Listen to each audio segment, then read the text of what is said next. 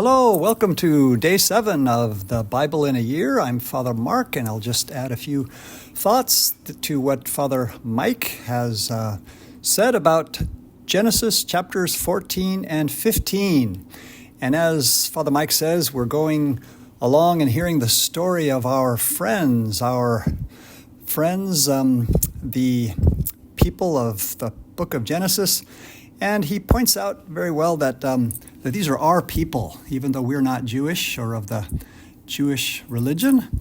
We know that the Old Testament Judaism is, Jesus was Jewish, and the apostles and Our Lady, and our Christian Catholic religion comes from Judaism, the Old Testament roots of our religion. And so it's good to keep learning about all of that, because these are our peeps. These are our people that we're learning about. And so really it's our story. It really is our story, and it's inspired Word of God, and the Old Testament too helps us to learn about God and about ourselves. And what happens to them happens to us again and again, and that's why you seem to see a lot of repetition. Similar things happen again and again. Father Mike points that out, and it's very interesting, very true. The things that happened to Adam and Eve and Cain and Abel and Noah and Abraham, similar things happen later on. We're going to see it happens to the whole country of Israel, because the whole people of God have to go down to Egypt, and then they suffer there and they're enslaved. But then, one of them becomes a leader with Pharaoh among the government of the country and is raised up, and then they have to escape, and they return, and they're brought back like an exodus, back to the liberation, back to the promised land again. So it's a constant repetition of this thing, God bringing us back to paradise, to the promised land, to His holy temple, to his a home. And so what happens to, for example, Abraham will later happen to all of Israel.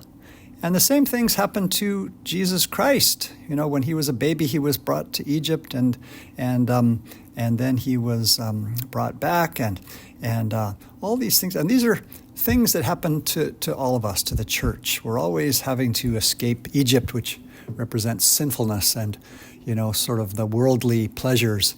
And we have to go through the desert to be freed to get to heaven, the promised land. So these are the themes you find. And so you'll always see in these stories, it's just hilarious to see how, the Jewish people seem to always get good things, of course, because they're the chosen race. They get a long life, or they get piles of wealth or royalty, royal honors. They get to be number 2 with the Pharaoh, and all these kind of things that happen. But then they end up suffering and maybe being separated from God, and God lets them suffer, maybe the effects of their consequences of their sins, maybe. But then God liberates them and leads them back to freedom and to the holy promised land. And so these are the things that happen. So here we have, now we're in chapter 14, and we're starting to hear again about Abram. Abram is kind of a superhero. He's like a super. And so when there's a problem, there's some wars, and poor Lot gets captured and brought to Mesopotamia. Someone goes to Abram and says, "Hey, can you come out of retirement? We need you." And so Super Abraham goes and brings a few people, like just 318 of them, and goes and rescues Lot and all of his stuff and brings them back. And so then there's this strange story about a man named Melchizedek. And this is a story that's very short, but it's very important later, because we're going to find out that Melchizedek somehow was more important than Abraham, because it says that he came out and he offered sacrifice and he blessed Abram. So you don't bless someone unless you're kind of a superior. So how is, Abraham's this great patriarch? Well, Melchizedek was apparently also a great patriarch. He was, some say that perhaps he was even Shem himself, because if they had the long lifetimes with some miraculous way that they were perhaps able to live long life, that he was a leader of the tribe. And the leader of the tribe back then was the one who would build altars and offer sacrifices. So a patriarch of a family was like a king priest. And so that's why Melchizedek comes out and he offers sacrifice, but he offers a sacrifice of bread and wine, which, of course, later, as Christians and Catholics, we see that that's kind of like Christ the priest. He offers bread and wine. And then he blesses Abram. And now, Melchizedek, it says, is the king of Salem, which is shalom, peace. And he comes out of a city called the city of Shalom, or peace, which is Jerusalem, right? Jerusalem. And so Melchizedek was the priest king of Jerusalem, which is the place of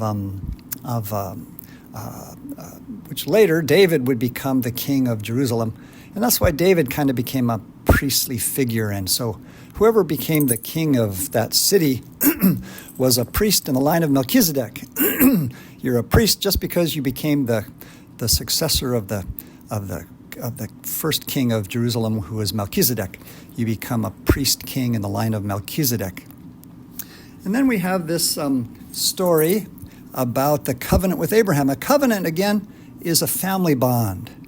Like when two tribes or two groups of people, one living on one side of the sand dune and in the desert, and the other on the other side, and they want to make an agreement with each other and sort of become cousins or brothers, but they're not related. So they do some sort of a ritual. And nowadays, people used to have this thing called blood brothers. They would cut their finger. Maybe this is before they learned about germs and COVID and all these kinds of things. But to cut your finger and kind of touch the blood together and say, okay, now we're blood brothers. That kind of a strange ritual, or little poems and oaths or promises, like you say, cross my heart, hope to die, stick a needle in my eye. Sounds terrible, but really it's kind of saying that if I'm not faithful to this, if I break the promise, then let me suffer somehow. And so it's kind of this ritual or covenant or promise that involves a consequence, a suffering. So that kind of helps you understand what Abram did. It was apparently a ritual that they would do sometimes. They would take animals and cut them in half and put them on each side, and they would walk together down the middle of this line of corpses or bodies of these animals.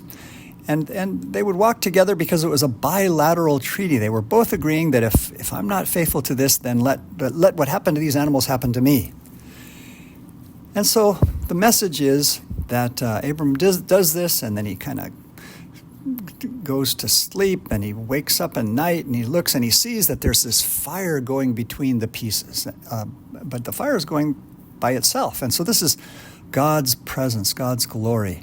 And so this is beautiful because it's showing that God unilaterally, God's going to do, God calls upon himself the fate of these animals. And of course, we know Jesus suffered a terrible passion. And so God himself promised, in a way, to suffer in a mysterious way. So this is the promise and the covenant that God makes with Abraham. He says, this is how you're going to know that I'm going to be always faithful to you.